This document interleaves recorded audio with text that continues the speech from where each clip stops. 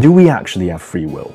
This is one of the most fundamental questions of life. And as I ask this question tonight, most of you probably have an immediate retort. Of course we do. Melvin, what are you talking about? We are free. I am free. I feel that I'm able to make my own decisions, what to have for dinner tonight, what to do tomorrow, what to do later. There's an element of freedom in my life in terms of direction I like to take it. So it is a moot question to ask. But interestingly, scientists and philosophers, a lot of them might actually disagree, especially those from the materialistic camp. In fact, one of the most prominent scientists of the 19th century, T.H. Huxley, he believed that us humans, we aren't actually free. We are conscious automata, with the main emphasis being automata. In the same sense that you have one of those wind-up toys, where you wind up and the gears are actually working inside, making this thing move, we're essentially the same thing. The decisions in our lives, and generally how we function, is not the result of volition or free will. Everything that has happened in our life and that will happen, whether tonight or tomorrow, and everything leading up to this point is a result of the gears of life that are constantly working, creating a chain of causation. And for Huxley, these are generally the laws of science, the laws of physics, the laws of biology, and the laws of chemistry. These things that are constantly working in our physical universe, in our lives, are actually causing many of the decisions that happen in our lives. For example, the decision to eat, as free as that might feel to you, is of course caused by the biological processes of your body. You're hungry, therefore you want to eat. But that sense of hunger, according to Huxley, is not necessarily a free decision. It is a decision caused by biology. And in the same sense, many of the things that are constantly working behind the scenes in our body and in the world are actually directly causing the decisions that we make and the specific ways that we function.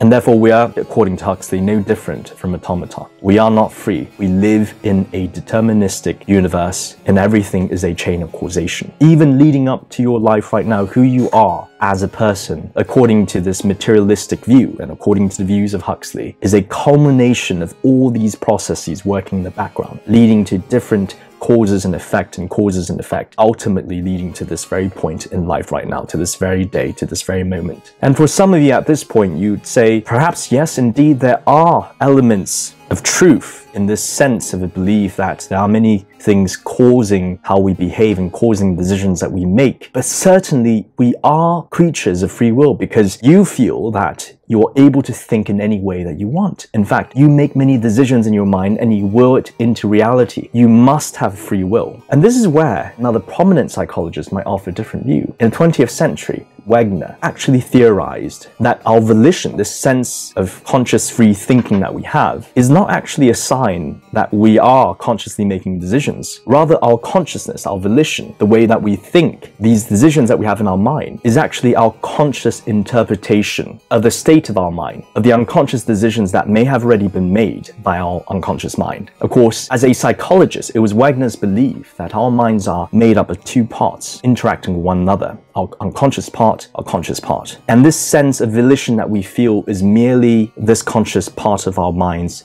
interpreting the activities of the more unconscious parts, which are largely making decisions for us. Now, this might sound very abstract to you, but essentially what he is trying to say is, if you were to imagine as an analogy, a king believing that he is able to make all these decisions about his kingdom, but he's actually getting influenced constantly by all these advisors around him, perhaps the more devious ones. And if we were really to look at it objectively, he's merely interpreting these influences in his own way, believing that he is actually in control and coming up with all these ideas for his kingdom. The same thing is happening to us, according to Wegner. And therefore, in his view, this sense of a feeling that you feel, for example, deciding that you wanted to do a certain thing, you might think that is you suddenly deciding that particular thing and therefore willing it into action. But according to Wegner's view, unconsciously, the part of your mind that you're unable to control has already made up its mind, and you're merely interpreting the activity of your mind, believing that you are the immediate cause of the action of things that are about to come, of the decisions you're about to make. And this might all sound very, very abstract.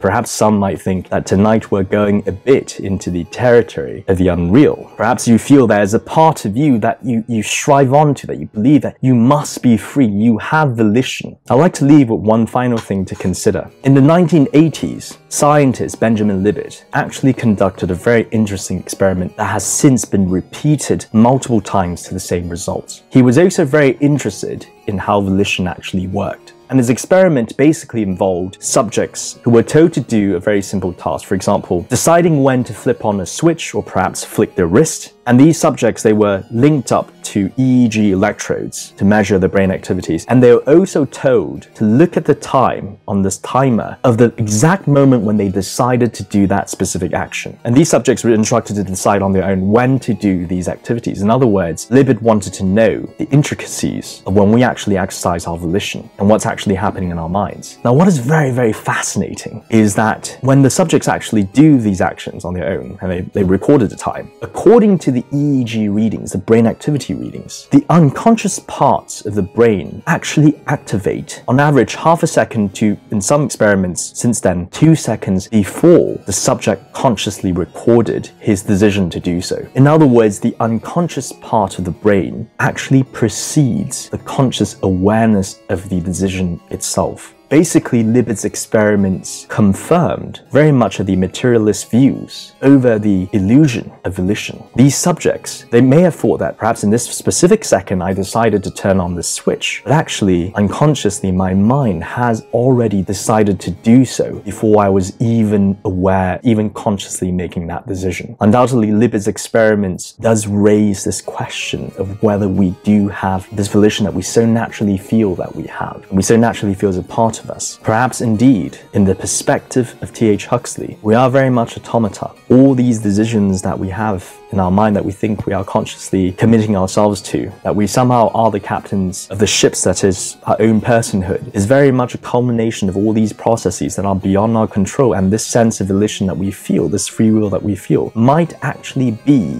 an illusion, and that perhaps life is this giant diffusion of all these causes and effects that are resulting from the scientific laws of the universe, from our biology, our chemistry, from our psychology, things that are way beyond our understanding. And perhaps believing that we have free will is nothing but an arrogant exercise of our ego.